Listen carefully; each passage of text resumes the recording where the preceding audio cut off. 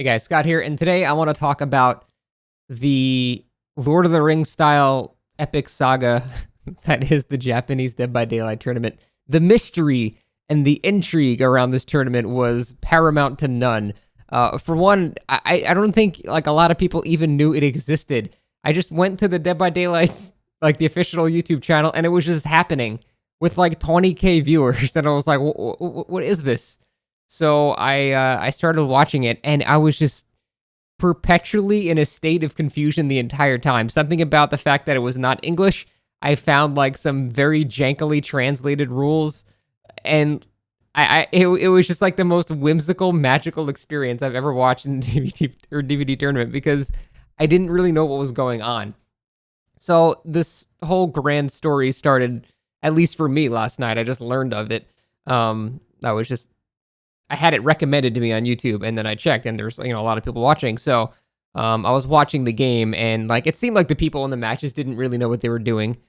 So I immediately assumed it was more like akin to like a streamer showcase thing, where it's not necessarily meant to be the best of the best. It's just they're just having fun in a tournament, and they're just doing it like that. There's no translation, so I couldn't.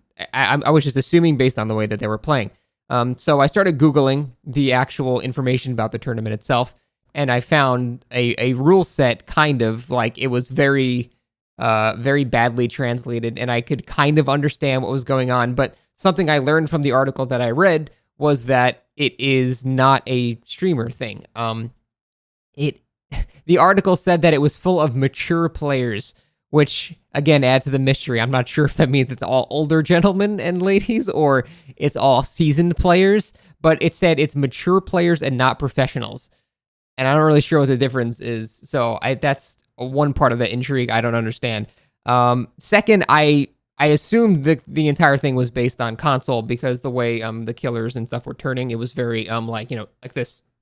It wasn't like smooth mouse movement. It was like joystick movement. So that already changes things heavily because you'll see less things like blight and nurse, and it changes the types of killers that you would see. Thirdly, the way every single killer played, at least the ones that I watched, I didn't watch the entire tournament because it was over several days and there was like a lot of matches, so there was no way I was going to watch all the matches. But every single match that I personally watched involved a killer that got a single hook and then just camped the dude till they died, and then they got one more kill, and then they just lost. Every single person did that, and I don't know why everyone they kept repeatedly doing the same failing tactic, but it was incredible to watch that everyone just kept doing the same thing over and over. It was hilarious. It was said that people that play like this, it would be boring to watch.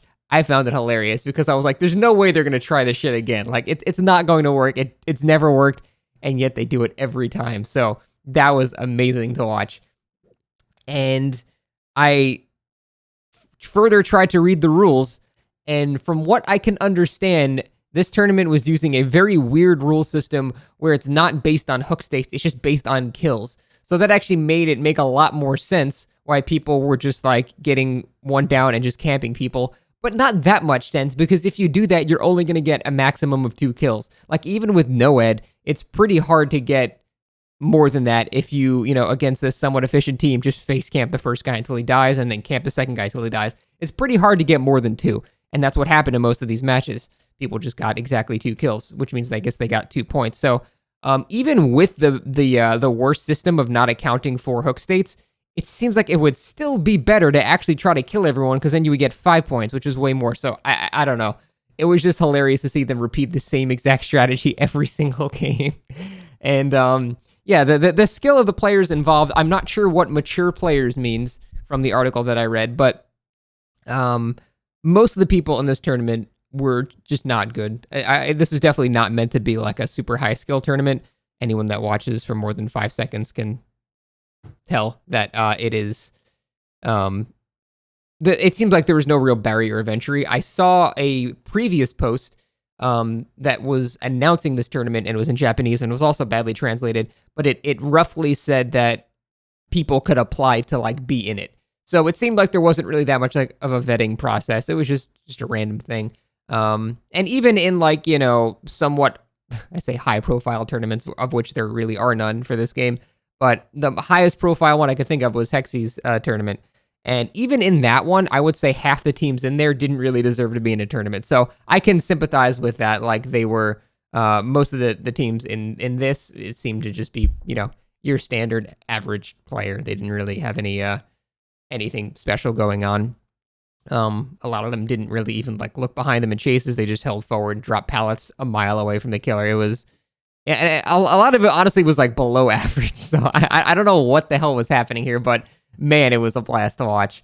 And then the actual rule set for the matches themselves also was very weird. There apparently were no map restrictions because people were just getting Haddonfield back to back, like, which is a travesty for any tournament. That should never ever happen. And then also apparently, basically every add-on in the game was allowed except Iridescence, which again doesn't make any sense because some Iridescence are very good, some are worthless, some very rares are better than Iridescence by a long shot. Scalp Top Knot is a green, and it makes Oni like one of the best killers in the game, like on par with Spirit. Nothing about the tournament made sense, which made it even more fun to watch because I just didn't know what the hell was going to happen. And for some reason, people kept picking Myers.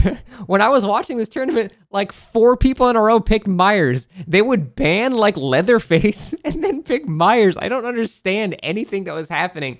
Like the fact that I couldn't understand what they were saying made it so much more entertaining to watch. Because I was like, who bans Leatherface? What the fuck is happening? Why would you ever do that? And then everyone kept picking Myers in the 3-4 hours that I watched. It was like 4 Myers in a row. And it wasn't even people bringing Tombstone Piece, which they were allowed to bring. It was people bringing in the purple duration add-on, which is like actually kind of like worse than some of the lesser add-ons. And like, it's just, none of it made sense. And then they would all have Rune Undying, but then they would still face camp and not make use of Rune Undying at all by pushing people off gens. They wouldn't use any of the perks that they had. It was the greatest tournament I've ever seen. 10 out of 10. Would watch again. I was wrong. Tournament scene in this game is great. Also, there were like 4 game breaking bugs when I was watching it. See ya.